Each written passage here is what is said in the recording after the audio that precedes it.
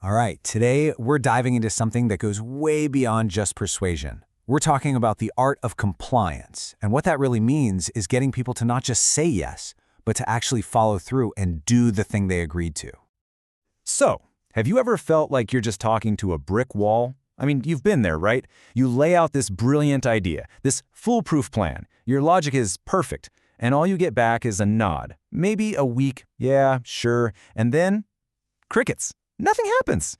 It is so frustrating. You feel like you're just throwing all your energy against this invisible wall. But here's the thing. What if that wall isn't really a wall at all? So, here's our game plan for this explainer. We're going to start by completely flipping the script with something called the self-persuasion principle. Then, we're going to look at the exact playbook the FBI uses in the most intense situations you can imagine.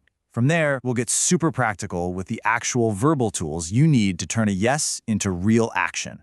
And to top it all off, we'll get into the secret unspoken conversation that's happening underneath it all. Okay, first things first. We have to start with the foundational idea that changes the entire game. Real compliance, it's not about winning an argument. It's not a fight. It's about making the other person feel like they're the one who came up with the winning idea. It's a total mindset shift, from pushing your agenda to guiding them to find the solution on their own. So think about it like this. On one side, you've got the old school way, forcing your will. It's confrontational, you're just pushing your ideas, and what do you get? Resistance. Or even worse, a fake yes. But then look at the other side. This is about guided self-persuasion. It's collaborative. You're helping them find their own solution. And guess what? That leads to actual implementation, because now it's not your idea, it's theirs. And this quote just nails it. The real secret here is letting the other person convince themselves that the solution you want was their idea all along. I mean, think about it. When someone says the plan out loud, in their own words, it becomes their baby. And we all know people will fight tooth and nail for their own ideas, way more than they will for yours. Your role here is to be the Sherpa, the guide, not the general. So, why is this so powerful? Well, it all comes down to two primal human needs that drive pretty much everything we do. First, the need to feel safe and secure. And second, the need to feel like we're in control. If you try to steamroll someone with logic or back them into a corner, you're directly threatening those two core needs. And what happens? Their brain goes into fight or flight. They'll either push back hard or they'll give you a fake yes just to get away from you. Okay, so this all sounds great in theory, but how do we actually do it? For that, we can turn to a model that was literally designed for the highest stakes situations on Earth. I'm talking about the FBI's compliance stairway. This is their proven roadmap to influence. Just look at these steps. See where influence and behavioral change are? They're at the very top. You cannot, I repeat, cannot just jump straight to the top. You have to earn your way up, step by step. And it all starts with a solid foundation. First, active listening. That allows you to show genuine empathy, which then builds rapport. It's only after you've climbed those first 3 steps that you've earned the right to even try to influence someone. So how do you know when you've nailed that foundation? How do you know you're ready to move up the staircase? You're listening for 2 little words, and these words are pure gold. That's right. Now, this isn't just them saying, yep, or uh-huh. That's right is a powerful signal. It means a switch just flipped in their head. It means they feel so completely understood by you that you've just been given the green light to start persuading. But, and this is super important, you have to watch out for its evil twin. You're right. When you hear you're right, alarm bells should be screaming in your head. That's a total disaster. It's the polite way of saying, please just stop talking and go away. It means they have not bought in. That's right, though. That's the breakthrough. That's an epiphany. It means you've truly connected. And now the real work can begin. All right, so you did it. You climbed the first few steps. You've earned that magical, that's right. You've got the psychological buy-in. So, now what? Well, an agreement is useless if it doesn't lead to action. So now we need to open up our verbal toolkit and find the right tools to turn that feeling into a concrete plan. And this quote right here says it all. Yes is nothing without how. A simple yes can be totally worthless, you know? It could be one of 3 things: a confirmation, a counterfeit, or a real commitment. We're only interested in that last one.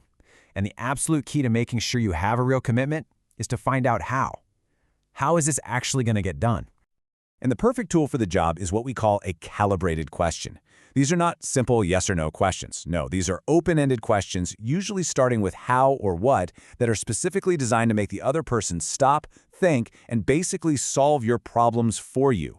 When you ask how, you're handing them the problem of implementation. It's brilliant. Let's run through a few powerful examples. Say someone hits you with an insane request. Instead of just saying, "No way," you hit them back with, "How am I supposed to do that?" It's a gentle way to make them look at the problem from your perspective. Or, what if you're worried they won't follow through? Ask them, "What do we do if we get off track?" Boom, now they're helping you write a backup plan. And this one's my favorite. How on board are the people who aren't on this call? That question is a smoke bomb for flushing out all the hidden landmines and saboteurs waiting in the wings. Now, this leads us to a really counterintuitive but absolutely crucial idea. Do not be afraid of the word no. In fact, you should learn to love it. No isn't the end of the conversation. No is where the negotiation starts. A no actually makes the other person feel safe.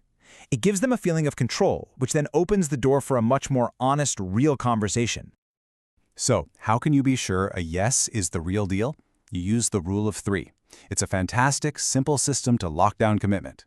Here's how it works. Step 1, you get that initial yes. Step 2, you summarize what they've said so perfectly that they hit you with that beautiful, "That's right." And finally, step 3, you nail it down with a calibrated how or what question about what happens next. If you get a green light on all 3 of those, you can be pretty darn sure you've got a solid deal.